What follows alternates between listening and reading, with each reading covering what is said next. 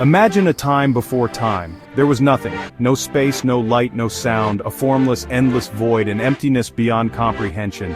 Then, from this nothingness, a spark, a presence, a consciousness beyond our understanding. This was the first being, the source of all that is, was, and ever will be. This being, whom we call God, looked upon the void. He saw the potential for beauty, for order, for life, and so, in the silence of the void, a thought formed, a thought so powerful it could reshape reality itself. This thought, this divine intention, was the seed of creation. It was the beginning of everything. Let there be light. And with these words the universe exploded into existence. Light, brilliant and pure, pierced the darkness, pushing back the void and illuminating the newborn creation. This light was the first act of creation, a testament to God's power and the foundation upon which everything else would be built. God saw the light, and it was good.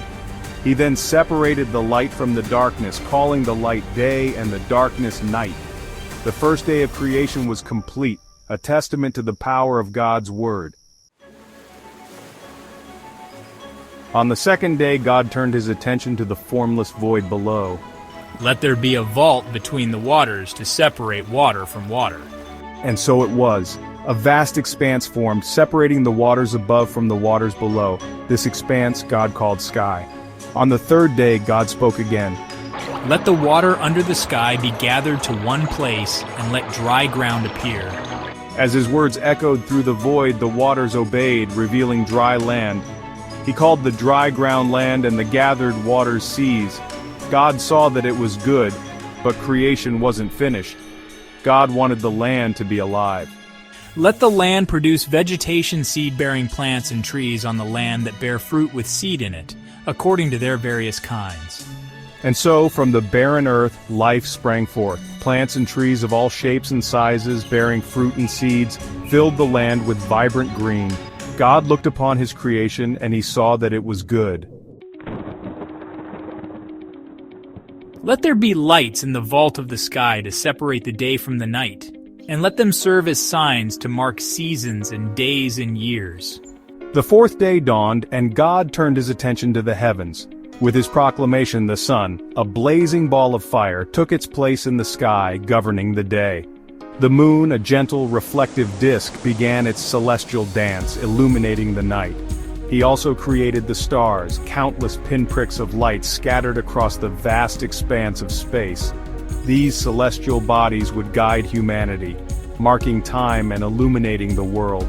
God saw that his creation, the rhythmic dance of day and night, the passage of time marked by the celestial bodies, was good.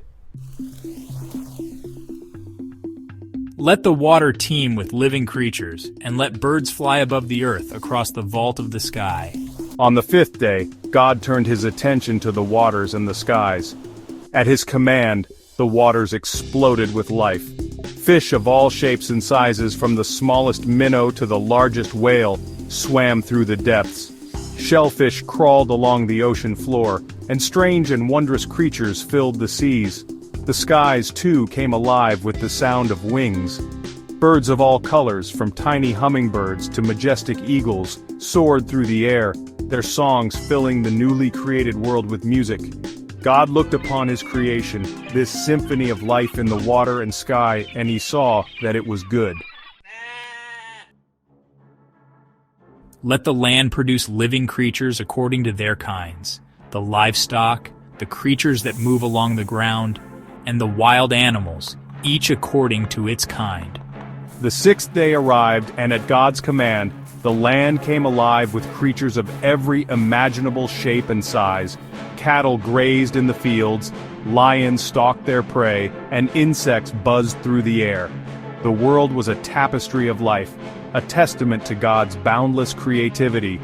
Let us make mankind in our image, in our likeness, so that they may rule over the fish in the sea and the birds in the sky, over the livestock and all the wild animals, and over all the creatures that move along the ground. And so, from the dust of the earth, God formed man, breathing into his nostrils the breath of life. Man, created in the image of God, was given dominion over all other creatures. He was to be a steward of the earth, a caretaker of God's creation. God looked upon all that he had made, and he saw that it was very good. And so, the sixth day came to a close. In 6 days God had spoken the universe into existence. He had separated light from darkness, water from land, and filled the world with an abundance of life. He had created humanity in his image, entrusting them with the care of his creation. On the seventh day, God rested. He looked upon his creation with satisfaction, knowing that it was good. He blessed the seventh day and made it holy, a day set apart for rest and reflection, a reminder to humanity that even God rested after his work of creation. This day of rest was not a sign of God's fatigue, but a gift to humanity, a reminder to pause and appreciate the beauty of the world around us, to reflect on our place in the grand scheme of creation, and to acknowledge the divine spark that resides within us all. It is a day to remember that we are part of something much larger than ourselves, connected to the divine through the very act of creation.